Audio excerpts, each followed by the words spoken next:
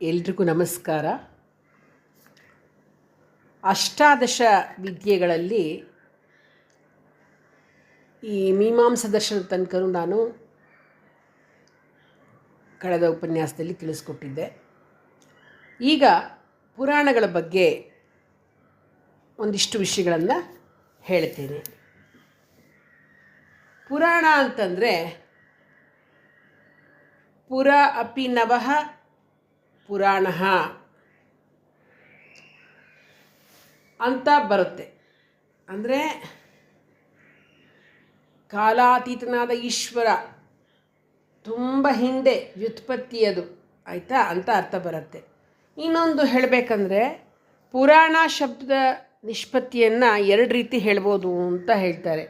ಅಂದರೆ ಪುರಾಭವಂ ಅಂದರೆ ಪುರಾತನ ವೃತ್ತಾಂತಗಳು ಅಂತ, ಮತ್ತು ಪುರ ಅಪಿನವಂ ಅಂದರೆ ಪ್ರಾಚೀನ ಕಾಲದಲ್ಲೂ ನವೀನವಾಗಿ, ಅಂದರೆ ಎವರ್ಗ್ರೀನವು ಸಾರ್ವಕಾಲಿಕವಾಗಿರ್ತಕ್ಕಂಥದ್ದು ಅಂತ. ಆದ್ದರಿಂದ ಪುರಾಣಗಳು ಅತ್ಯಂತ ಪ್ರಾಚೀನ ಕಾಲದ ಕಥನಗಳಿಂದ ಕೂಡಿದ್ರೂ ಎಲ್ಲ ಕಾಲಕ್ಕೂ ಸಮೀಚೀನವಾಗಿರ್ತಕ್ಕಂಥ ವಿಷಯಗಳನ್ನು ಒಳಗೊಂಡಿವೆ ಅಂತ.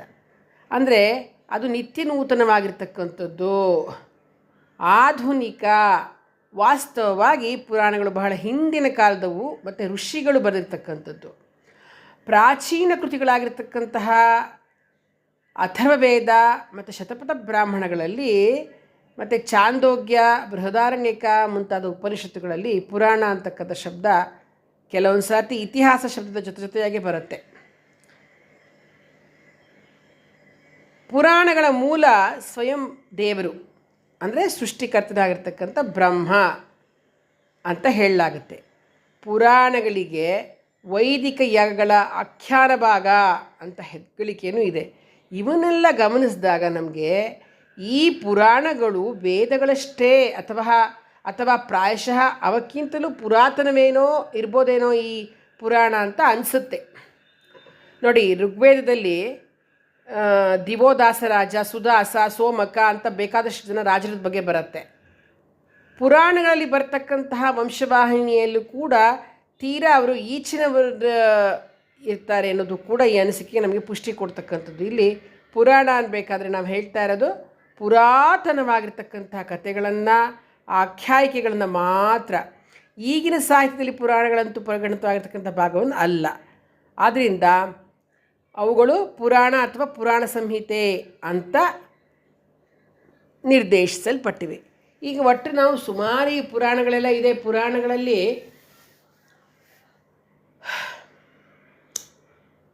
ಏನಾಗುತ್ತೆ ಗೊತ್ತಾ, ಪ್ರಪಂಚದ ಸೃಷ್ಟಿ ಹೇಗಾಗಿದೆ, ಆಮೇಲೆ ಮತ್ತೆ ಮಧ್ಯದಲ್ಲಿ ಹೆಂಗೆ ಸೃಷ್ಟಿಯಾಯಿತು, ರಾಜರುಗಳು, ದೇವತೆಗಳ ವಂಶ, ಮನುಗಳ ವಂಶ, ಸೂರ್ಯವಂಶ, ಚಂದ್ರವಂಶ ರಾಜರುಗಳು, ಹೀಗೆ 5 ವಿಚಾರಗಳನ್ನು ತಿಳಿಸ್ತಕ್ಕಂತಹ ಗ್ರಂಥಗಳಿಗೆ ಪುರಾಣಗಳು ಅಂತ ಕರೀತಾರೆ.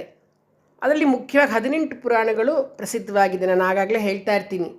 ಮದ್ವಯಂ ಭದ್ವಯಂ ಚೈವ ಭ್ರತ್ರಯಂ ವಚತುಷ್ಟಯಂ ಅನಾಪಲಿಂಗ ಕೂಸ್ಕಾನಿ ಪುರಾಣಾನಿ ಪ್ರಚಕ್ಷತೆ ಅಂತ. ಅಂದರೆ ಮದ್ವಯಂ 2 ಮಕಾರದಲ್ಲಿ ಬರ್ತಕ್ಕಂಥದ್ದು 2. ಯಾವುದು?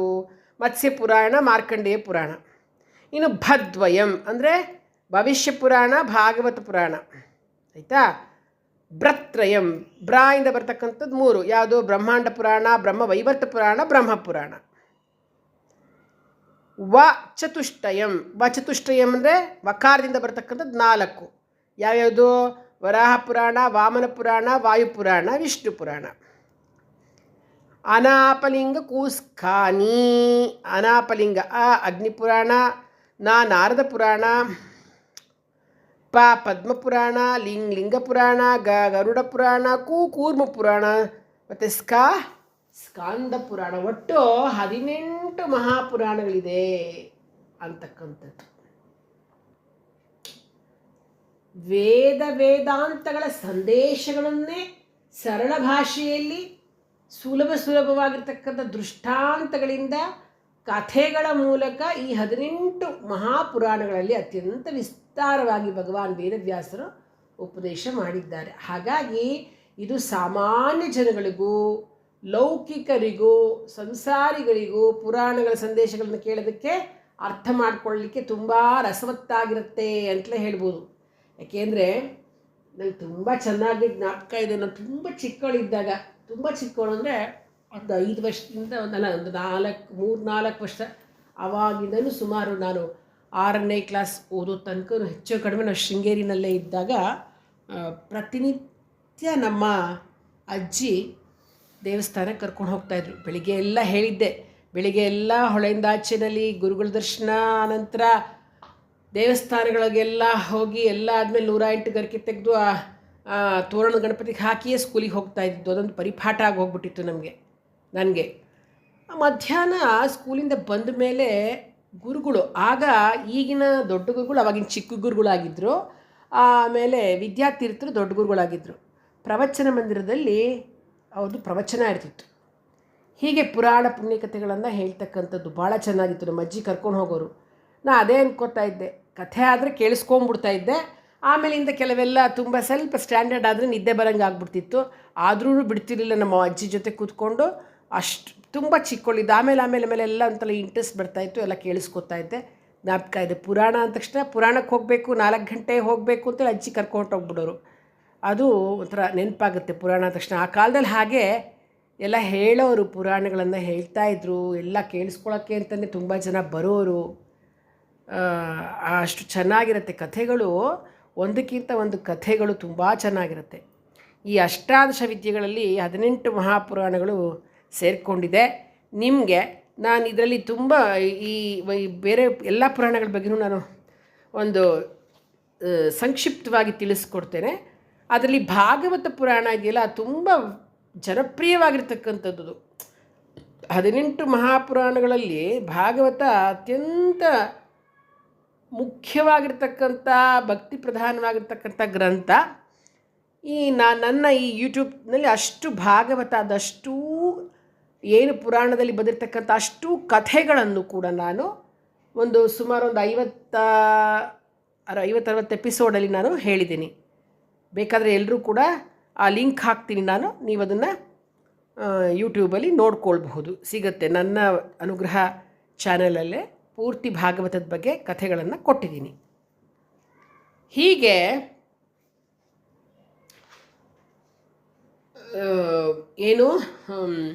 ಪುರಾಣಗಳು ತುಂಬ ಚೆನ್ನಾಗಿ ಪ್ರತಿಯೊಬ್ಬರಿಗೂ, ಈಗ ವೇದ ಏನಿಲ್ಲ, ವೇದಾಂತಗಳು ಹೇಳೋದನ್ನೇ ಪುರಾಣದಲ್ಲಿ ಕಥೆಗಳ ಮೂಲಕ, ಈಗ ನಮಗೆ ಎಲ್ಲರಿಗೂ ಕೂಡ ಡ್ರೈ ಸಬ್ಜೆಕ್ಟ್ ಆಗಿಬಿಟ್ರೆ ವೇದಾಂತನ ಕಬ್ಬಣದ ಕಡಲೆ ಅದು ತುಂಬ ಶುಷ್ಕ ಅನಿಸ್ಬಿಡುತ್ತೆ ಅಂತ ಎಲ್ಲರೂ ಓದೋಕ್ಕೆ ಹೋಗಲ್ಲ.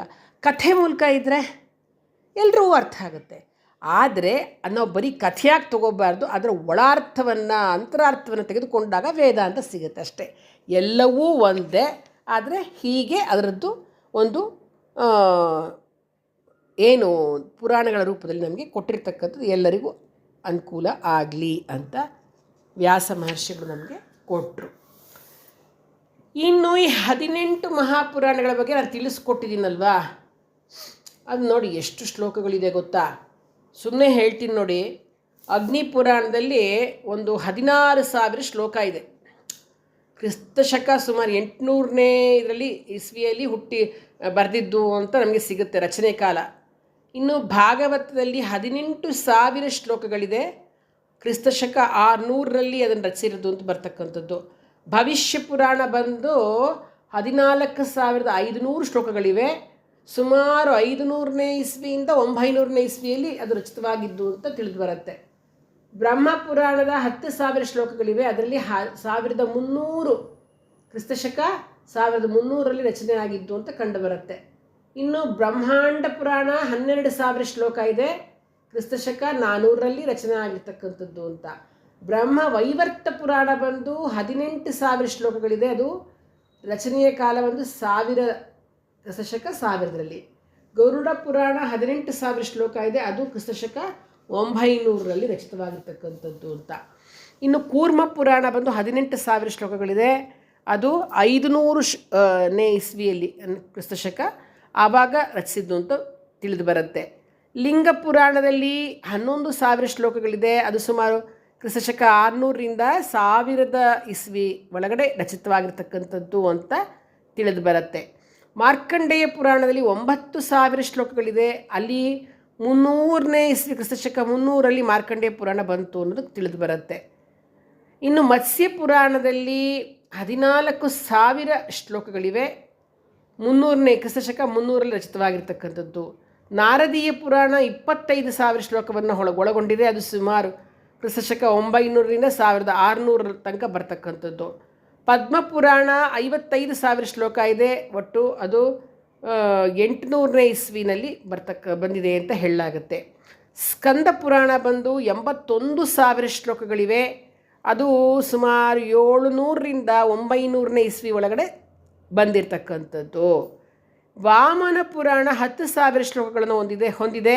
ಅದು ಕ್ರಿಸ್ತಶಕ 900ನೇ ಇಸ್ವಿನಲ್ಲಿ ಬರೆದಿರ್ತಕ್ಕಂಥದ್ದು.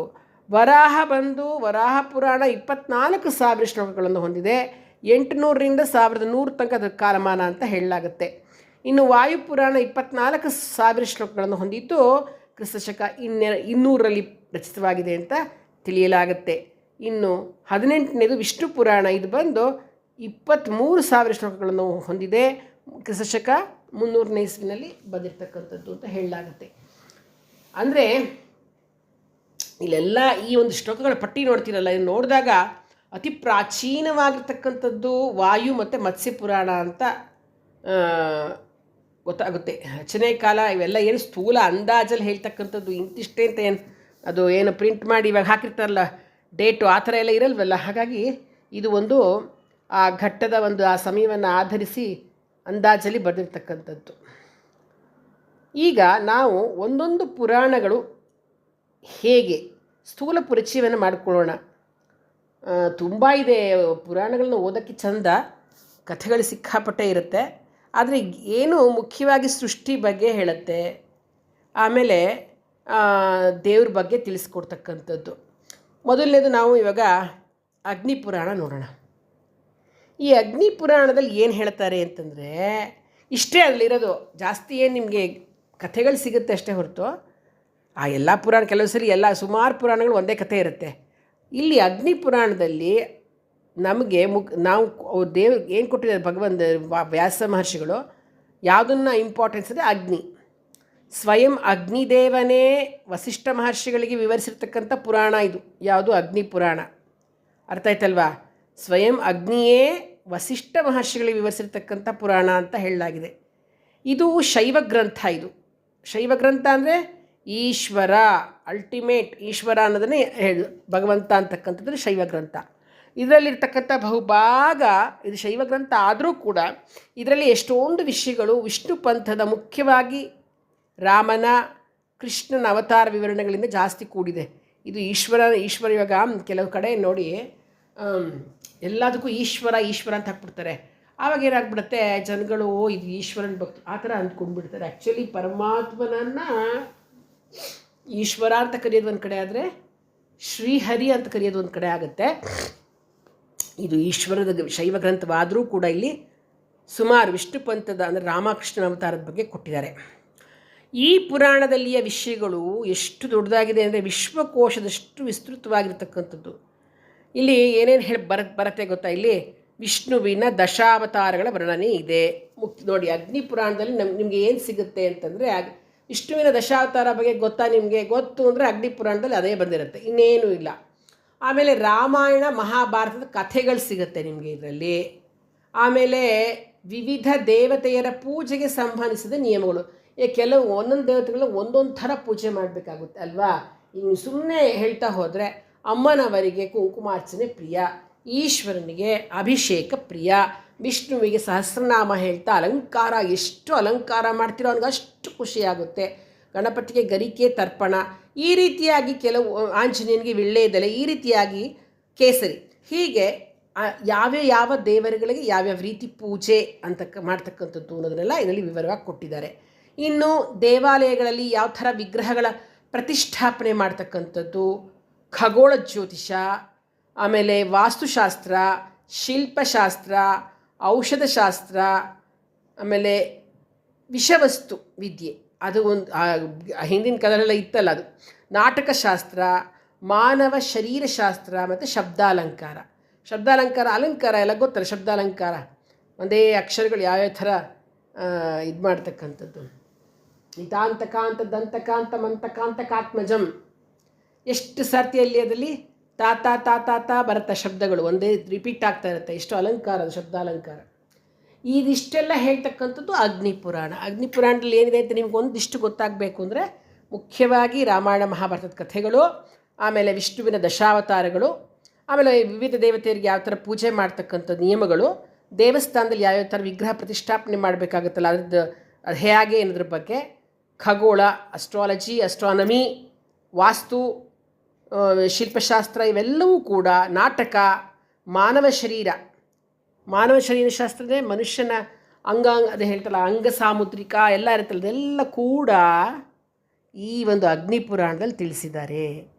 ಈ ಅಗ್ನಿಪುರಾಣವನ್ನು ಅಗ್ನಿದೇವ ವಸಿಷ್ಠ ಮಹರ್ಷಿಗಳಿಗೆ ವಿವರಿಸಿದ ಪುರಾಣ ಇದು. ಅದು ಚೆನ್ನಾಗಿ ನೆನ್ಪಿಟ್ಕೊಳ್ಳಿ. ಇಷ್ಟೇ ನಿಮಗೆ ಸಿಗ್ತಕ್ಕಂಥದ್ದು ಅಗ್ನಿಪುರಾಣ ಓದಿದಾಗ ನಿಮ್ಗೆ ಇಷ್ಟು ವಿಷಯ ಸಿಗುತ್ತೆ. ಇನ್ನು ಭಾಗವತ ಪುರಾಣನ ಮತ್ತೆ ಹೇಳ್ತೀನಿ. ನಿಮಗೆ ಭಾಗವತ ಪುರಾಣವನ್ನು ಕಂಪ್ಲೀಟ್ ಕೇಳಿಸ್ಕೊಳ್ಬೇಕು ಅನ್ನೋ ಆಸೆ ಇದ್ದರೆ ನನ್ನ ಅನುಗ್ರಹ ಚಾನಲ್ನಲ್ಲಿ ನಾನು ಪ್ಲೇಲಿಸ್ಟ್ ಹಾಕ್ತೀನಿ. ಸುಮಾರು ಒಂದು 50-60 ಎಪಿಸೋಡ್ ಇದೆ. ಭಾಗವತದ ಕಂಪ್ಲೀಟ್ ಸ್ಟೋರಿಗಳು ಪೂರ್ತಿ ಮೊದಲಿಂದ ಕಡೆಯ ತನಕ ಏನೇನು ನಡೆದಿದೆ ಎಲ್ಲ ಬರೆದಿದ್ದಾರೆ. ಅಷ್ಟೂ ಕೂಡ ನಾನು ಕಥೆಗಳನ್ನು ವಿವರಿಸಿದ್ದೇನೆ. ಇದು ಈ ಭಾಗವತ ಪುರಾಣ ಇದೆಯಲ್ಲ, ಅದು ಎಲ್ಲ ಪುರಾಣಕ್ಕಿಂತ ಹೆಚ್ಚು ಪ್ರಸಿದ್ಧವಾಗಿರ್ತಕ್ಕಂಥ ಪುರಾಣ ಅಂತಂದರೆ ಭಾಗವತ, ಶ್ರೀಮದ್ ಭಾಗವತ. ಇದು ಕೃಷ್ಣನ ಜೀವನ ಕಥೆಯ ಅತ್ಯಂತ ಒಂದು ಅಧಿಕೃತ ಗ್ರಂಥ ಅಂತಲೇ ಹೇಳ್ಬೋದು ಇದನ್ನು. ಇದರಲ್ಲಿ ವಿಷ್ಣುವಿನ ಬೇರೆ ಬೇರೆ ಅವತಾರಗಳ ಬಗ್ಗೆಯೂ ವರ್ಣನೆ ಇದೆ. ಭಗವಂತ ಕೃಷ್ಣ ವಾಸುದೇವನ ಕೀರ್ತಿ ವೈಭವಗಳನ್ನು ತಿಳಿಬೇಕು ಅಂತ ಅಪೇಕ್ಷಿಸಿರ್ತಕ್ಕಂಥ ಪರೀಕ್ಷಿತ ಮಹಾರಾಜನ ಪ್ರಾರ್ಥನೆಗೆ ಹೋಗೊಟ್ಟು ವ್ಯಾಸನ ಮಗನಾಗಿರ್ತಕ್ಕಂಥ ಶುಕ ಮಹರ್ಷಿ ಅವನಿಗೆ ಇದನ್ನು ಉಪದೇಶ ಮಾಡ್ತಾನೆ. ಇದರಲ್ಲಿರ್ತಕ್ಕಂಥ ವಿಷಯಗಳೇನಪ್ಪ ಅಂತಂದರೆ ಪರೀಕ್ಷಿತ ರಾಜನ ಕಥೆ, ಮತ್ತು ಭಾಗವತ ವೃತ್ತಾಂತದ ಆರಂಭ, ಭಗವಂತನ ವಿಶ್ವರೂಪ, ಜಗತ್ತಿನ ಸೃಷ್ಟಿ, ವಿಷ್ಣುವಿನ ಸೇವಕರಾಗಿರ್ತಕ್ಕಂಥ ವಿಜಯರು ಶಾಪ ಪಡೆದಿರ್ತಕ್ಕಂಥದ್ದು ಹೇಗೆ, ಹಿರಣ್ಯಕಶಿಪು ಮತ್ತು ಹಿರಣ್ಯಾಕ್ಷರಾಗಿ, ಆಮೇಲೆ ಭಕ್ತ ಪ್ರಹ್ಲಾದ ಅವರ ಜೀವನ ಚರಿತ್ರೆ, ಕಪಿಲ ಮಹಾಮುನಿಯ ಚರಿತ್ರೆ, ರುದ್ರನ ಮತ್ತು ದಕ್ಷಯಜ್ಞ ನಾಶದ ಕಥೆ, ಜಡಭರತನ ಕಥೆ, ಭಕ್ತ ಧ್ರುವನ ಕಥೆ, ಗಂಗೆ ಭೂಮಿಗೆ ಬಂದಿರತಕ್ಕಂಥದ್ದು ಗಂಗಾವತರಣದ ಕಥೆ, ತ್ರಿಪುರಾಸುರ ಸಂಹಾರ, ಸಮುದ್ರ ಮಂಥನ, ವಾಮನನ ಕಥೆ, ಈ ರೀತಿಯಾಗಿ ಕಥೆಗಳು ಇದರಲ್ಲಿ ಸಿಗ್ತಕ್ಕಂಥದ್ದು. ಇನ್ನು ದಶಮ ಸ್ಕಂಧ ಇದೆಯಲ್ಲ, ತುಂಬ ಚೆನ್ನಾಗಿದೆ.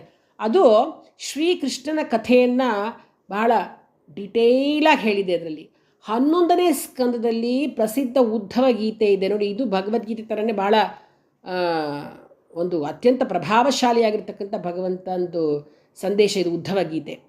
ಆ ಸ್ಕಂಧದ ಕೊನೆಯಲ್ಲಿ ಶ್ರೀಕೃಷ್ಣನ ನಂತರ ಆಳಿರ್ತಕ್ಕಂಥ ರಾಜರುಗಳು ದೊಡ್ಡ ಪಟ್ಟಿಯೇ ಇದೆ. ಇನ್ನೂ ನಿಮಗೆ ಒಂದು ವಿಶಿಷ್ಟವಾಗಿರೋದು ಹೇಳಬೇಕು ಅಂತಂದರೆ ಹೇಳ್ತಾರೆ, ಈಗ ನಾವು ಕಲಿಯುಗದ ಸ್ಪಷ್ಟ ವರ್ಣನೆ ತುಂಬ ಚೆನ್ನಾಗಿ ಕೊಟ್ಟಿದ್ದಾರೆ. ನಾನು ಅದ್ರಲ್ಲಿ ಓದಾಗಲೇ ಅದೇ ಅಂದ್ಕೊಂಡಿದ್ದು. ಹೇಗೆ ಇವಾಗ ನಡೀತಾ ಇದೆ ನೋಡಿ, ಜನ ಹೇಗಿರ್ತಾರೆ ನೋಡಿ, ಅದನ್ನೆಲ್ಲ ಕೃಷ್ಣ ಆಗಲೇ ಹೇಳ್ಬಿಟ್ಟಿದ್ದಾನೆ. ಕಲಿಯುಗದಲ್ಲಿ ಯಾವ್ಯಾವ ಥರ ಜನ ಬರ್ತಾರೆ, ಹೆಣ್ಮಕ್ಳು ಹೇಗಿರ್ತಾರೆ, ಕೂದಲು ಬಿಟ್ಕೊಂಡು ಕೂದಲು ಕೆದರ್ಕೊಂಡು ಈಗೆಲ್ಲ ಹೆಂಗೆ ಹೋಗ್ತಾ ಇರ್ತಾರೆ ನೋಡಿ, ಎಲ್ಲನೂ ಹೇಳ್ಬಿಟ್ಟಿದ್ದಾನೆ ಆವಾಗಲೇ. ಆ ಭಾಗವತ ಪೂರ್ತಿ ಲಾಸ್ಟಲ್ಲಿ ಓದಿ ನಿಮಗೆ ಗೊತ್ತಾಗುತ್ತೆ. ಈಗಿನ ಹೆಣ್ಣು ಮಕ್ಕಳ ಎಲ್ಲರ ಬಗ್ಗೆನೂ ಹೇಳಿದ್ದಾನೆ. ಹೆಣ್ಣು ಮಕ್ಕಳು ಯಾವ್ಯಾವ ಥರ ಇರ್ತಾರೆ ಅನ್ನೋದು ಪ್ರತಿಯೊಂದೂ ಕೂಡ ಮುಂದೆ ಕಲಿಯುಗದಲ್ಲಿ ಹೆಂಗಿರ್ತಾರೆ ಅಂತ ಇವಾಗ ನಿಮಗೆಲ್ಲ ಗೊತ್ತಾಗ್ತಾ ಇದೆಯಲ್ಲ, ಅದನ್ನೆಲ್ಲ ಆವತ್ತೇ ಬರೆದಿಟ್ಟಿದ್ದಾನೆ, ಹೇಳಿದ್ದಾನೆ ಭಗವಂತ. ಆಯಿತಾ. ಆಮೇಲೆ ಶ್ರೀಮದ್ ಭಾಗವತಕ್ಕೆ ಸಂಸ್ಕೃತದಲ್ಲಿ ಬಹಳಷ್ಟು ವ್ಯಾಖ್ಯಾನ ಇದೆ, ತುಂಬ ಕಠಿಣ ಗ್ರಂಥ ಅಂತ. ಅದನ್ನು ಅರ್ಥ ಮಾಡಿಕೊಂಡು ನಾವು ಇದು ಮಾಡ್ಬೋದು. ಬಟ್ ಅದಕ್ಕೆ ಕನ್ನಡದಲ್ಲಿ ಸಾಕಷ್ಟು ಗ್ರಂಥಗಳು ಬಂದಿದೆ ಭಾಗವತದ್ದು. ಬಟ್ ಭಾಗವತ ಇದೆಯಲ್ಲ, ಅದು ಶ್ರೀಕೃಷ್ಣ ಪರಮಾತ್ಮನ ಲೀಲೆಗಳನ್ನು ತಿಳಿದುಕೊಳ್ಳೇಬೇಕು ಅನ್ನೋ ಆಸಕ್ತರು ಖಂಡಿತವಾಗ್ಲೂ ಭಾಗವತ ಓದಲೇಬೇಕು. ಯಾವ ಪುರಾಣ ಓದದೇ ಹೋದರೂ ಪರವಾಗಿಲ್ಲ, ಭಾಗವತವನ್ನು ಓದಲೇಬೇಕು ಅಂತಕ್ಕಂಥದ್ದನ್ನು ಅದನ್ನು ಓದ್ದವ್ರಿಗೆ ಗೊತ್ತಾಗುತ್ತೆ. ಬಹಳ ಅದ್ಭುತವಾಗಿ ಸಂದೇಶವನ್ನು ಭಗವಂತ ಕೊಟ್ಟಿರ್ತಕ್ಕಂಥದ್ದು. ಇನ್ನು ನೆಕ್ಸ್ಟ್ ಮುಂದಿನ ಸಂಚಿಕೆಯಲ್ಲಿ ನಾನು ಭವಿಷ್ಯ ಪುರಾಣ ಮುಂತಾದ ಉಳಿದ ಪುರಾಣಗಳ ಬಗ್ಗೆ ತಿಳಿಸ್ಕೊಡ್ತೀನಿ. ಶುಭಮಸ್ತು.